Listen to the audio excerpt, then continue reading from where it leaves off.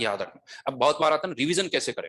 देखो हर एक चैप्टर को रिवाइज करने का अपना एक तरीका होता है। मॉल कॉन्सेप्ट में आपसे कहूं क्या रिवाइज करो, ठीक है क्वेश्चन कर लो 10 क्वेश्चन 20 क्वेश्चन मॉल कॉन्सेप्ट भी है, उसके लिए नोट्स नहीं होते, नोट्स नहीं पढ़ने होते। पीवी इक्वल्स टू एनआरटी के उसके कोई ऐसे नोट्स नहीं होते 10 क्वेश्चन करो पीवी इक्वल्स टू एनआरटी, तो वो चैप्टर जो है क्वेश्चंस के थ्रू रिवाइज होते हैं। थर्मोडायनेमिक्स ऐसे नहीं होता। अब थर्मोडायनेमिक्स आप सोचो ना क्या करना आपको, तो अब आपको बताता हूं सही तरीका क्या है। शॉर्ट नोट्स अलग से नहीं बनाने, हाइलाइटर यूज करो या पेन यूज करो। क्या करो, आज मैंने जितना पढ़ाया आप सोचोगे यार इसमें से अच्छे अच्छे सेंटेंस कौन से जो मुझे याद करने, उनकी नंबरिंग करो। आज का कौन सा लेक्चर नंबर 2 है, लेक्चर नंबर 1 की नंबरिंग अलग, लेक्चर नंबर या उसी के कंटिन्यूएशन में भी कर सकते हो कि मान लो लेक्चर नंबर 1 में सर आपके 5 सेंटेंस अच्छे लगे जो मुझे लगता है मुझे, तो 1 2 3 4 5 याद नंबरिंग कर दी। लेक्चर नंबर 2 में आपने इसी रजिस्टर में किया, अच्छा ये सेंटेंस अच्छा लगा 7th, ठीक है 8th 9th 10th, इस तरह से आपने टोटल अभी तक 2 लेक्चर में कितने सेंटेंस 15 कर गए आपने, वही नंबरिंग की 15 सेंटेंस में। अब उस रजिस्टर को तो करो बंद। अब सोचो कि ये 15 सेंटेंस जो आपने नंबरिंग की है इसमें से कितने याद। अब सोचो नंबरिंग तो कर दी साहब हमने, याद नहीं है। मैं कैसे खोल के बता सकता हूं, वो खोल के नहीं बताने हैं, वो याद होने चाहिए। एग्जाम में उस मोमेंट पर वो सेंटेंस क्लिक करना चाहिए। आता जरूर है मुझे चैप्टर, लेकिन जब एग्जाम में जरूरत पड़ी सर उस टाइम पर दिमाग में नहीं आया, फिर क्या फायदा। मैं आपको समझा, न्यूज़पेपर हम पढ़ते हैं ना, मैं सुबह आज न्यूज़पेपर पढ़ के आया हूँ, शायद आप लोगों ने भी पढ़ा होगा। अब बहुत सारी न्यूज पढ़ता हूँ, बहुत सारे स्पोर्ट्स पेज बिजनेस पेज बहुत सारी न्यूज पढ़ लेते, यानी 50 60 70 न्यूज तो मैंने पढ़ी होगी, डेफिनेटली पढ़ी। अब आप मुझसे पूछो सर आपको कितनी याद, नहीं याद।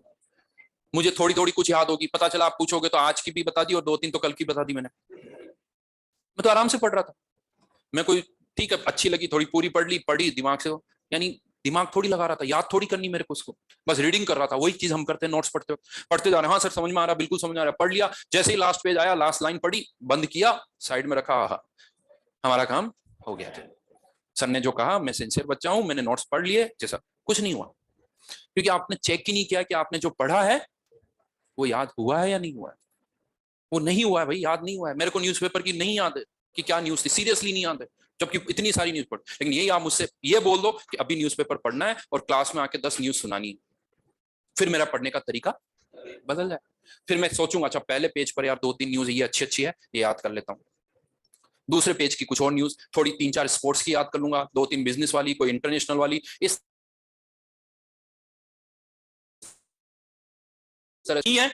कौन सा गायब है फिर उसे याद करो, फिर एक से बोलना स्टार्ट करो, फिर एक से बोलना स्टार्ट करो, यानी ये आप सही में रिवीजन करो। बाकी तो फॉर्मेलिटी कर रहे हो जो कर लो, कोई प्रॉब्लम नहीं है, अगर वो याद है तब तो सही में आपने उसका रिवीजन किया। और मैं गारंटी कहता हूं, आपको लग रहा होगा इसमें आपका ज्यादा टाइम लगेगा, इनिशियली आपको लगेगा 15 20 25 दिन के बाद आपको लगेगा कि यार बहुत कुछ अच्छी तरह से याद है। मैं तो आपको टेस्ट से पहले रिवीजन की, और आज के 15 पॉइंट हुए, कल मान लो 7 पॉइंट और हुए, टोटल हो गए 22। रिकॉल 7 नहीं करने, कितने करने,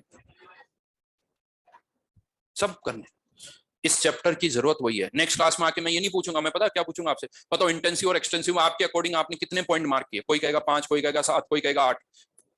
हर सेंटेंस नहीं, जो अच्छे अच्छे सेंटेंस है वो याद करो, बीच बीच में से देखो, बीच बीच में कुछ याद कर लोगे तो बाकी के अपने आप याद है। तो ऐसे 7 सेंटेंस आपने डिफाइन कर दिए, चलो ये आपने 7 बोला तो 7 सेंटेंस मुझे सुनाओ। जैसे पहला sentence intensive properties remain same on division, ये आपका हो गया पहला सेंटेंस, ठीक है।